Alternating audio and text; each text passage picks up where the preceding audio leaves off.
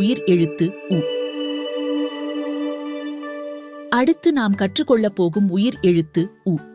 முதலில் உ எழுத்து சொற்களை தெரிந்து கொள்வோம். உ. உலகம். உரல். உடை. உப்பு.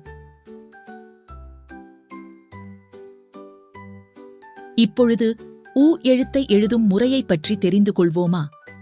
முதலில் ஒரு வட்டம் வரைந்து அதன் மேலிருந்து வலதுபுறம் கீழ்நோக்கி ஒரு வளைவை வரைய வேண்டும்.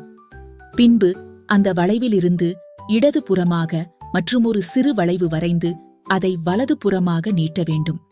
இதுதான் உ. மீண்டும் ஒரு முறை எழுதுவோமா?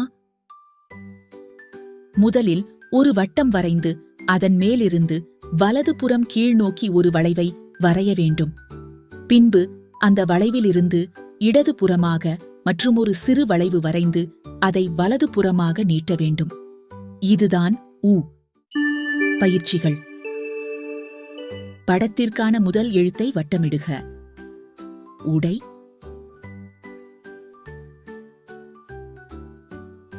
உ.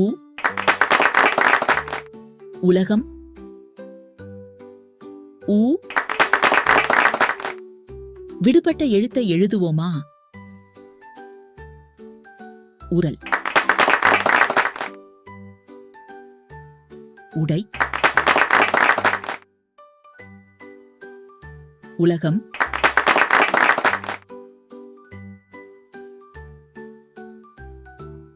உப்பு.